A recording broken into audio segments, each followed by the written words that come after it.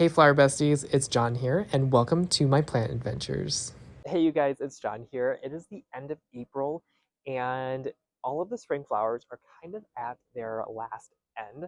So we're doing a lot of transitioning from spring crops to summer plants. And I know it's always a bit sad to rip out the spring flowers, but it just needs to happen. The temperatures have been really warm, consistently in the upper 80s and 90s, and stuff has just been fizzling out very quickly. So we have these foxgloves that are almost towards the end of their lifespan. You can see that they're like, there's only a few blooms left on them.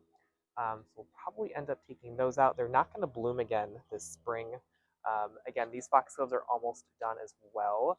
All of these we do treat as annuals in these containers because they are first year flowering ones. Typically after they bloom, they do end their life cycle. So we'll rip these out. There's a lot of delphiniums here that are totally done here.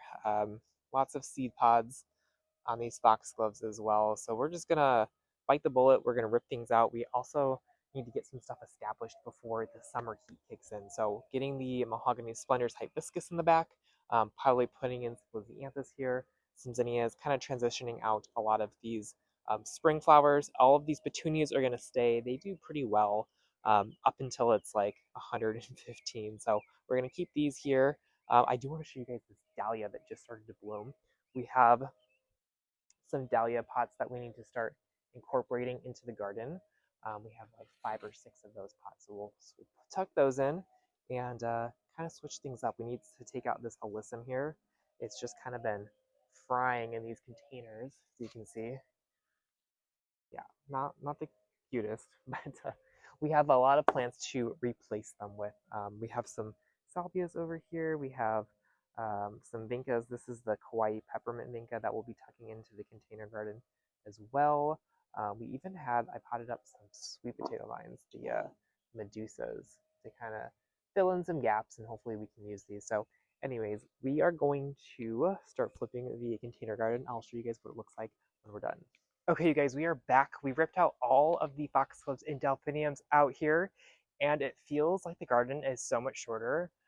It's always sad doing it because they provide so much height in the garden. So we're going to plant some mahogany hibiscus in this back row in the middle section. I think that's going to give us some really good height. We did it last year, and we were so happy with how it turned out.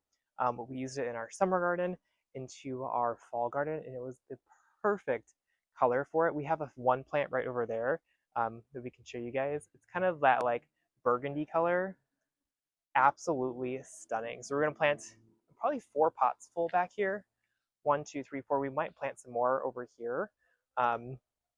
We do need to stake all of our dahlias too, you guys. We have dahlias back here, and now is kind of their time to like shine. They got kind of floppy. We did not put a cage on this, so we need to put a cage. But we have a really pretty one up here. I'll show you guys. This one's the Karma bicolor bronze. Look at that. Isn't that gorgeous? Dahlias can be so finicky, but if you plant them early enough, these were planted from rooted cuttings around February. They do really good for that like late spring garden into early summer. You could also fall plant them as well, but we need to stake that one up. We have one over here that's staked. This one's called Miss Mandy. Look at her. Isn't that gorgeous? It's like a mid-size dahlia. So probably maxing out at about 24 inches tall, but she's perfect for these containers. We have more over here that we need to put into the container garden, but we absolutely love her and adore her, and I think she's going to go really well with all the other flowers in there. We do have one salvia that, we have 2 salvias actually in this container garden.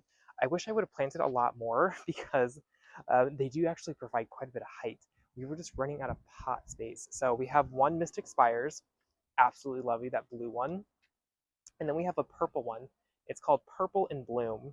I know these are 2 different types of salvia, and I don't really know the names of the types, but this one has been, they both have been a hummingbird magnet in the garden. Absolutely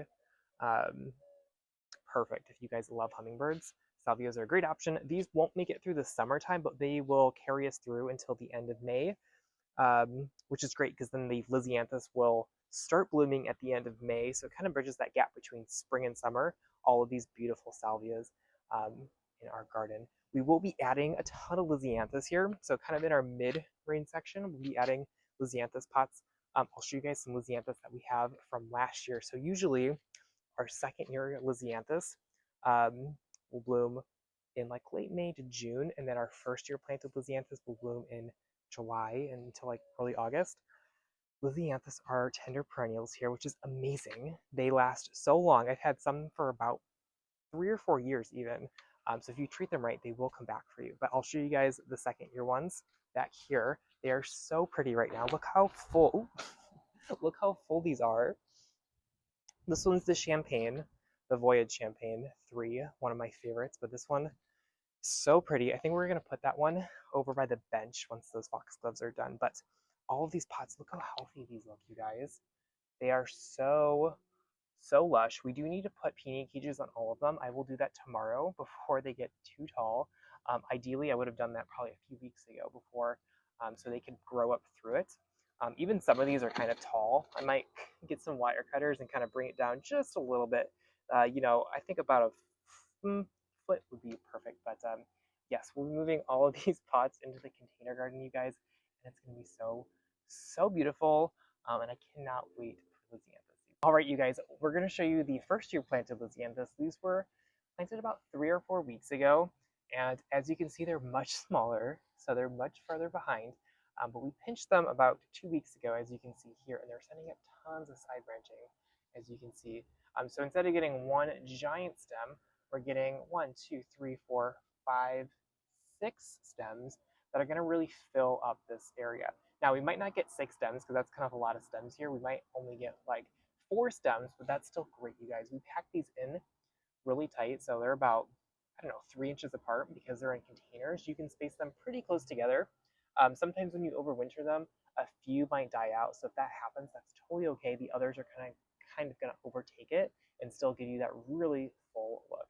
So we're going to pot up the container garden tomorrow for you guys, and I'll show you guys everything that's in it and the plants that we move in there. So alrighty, you guys, thanks for watching, and I'll see y'all in the next video.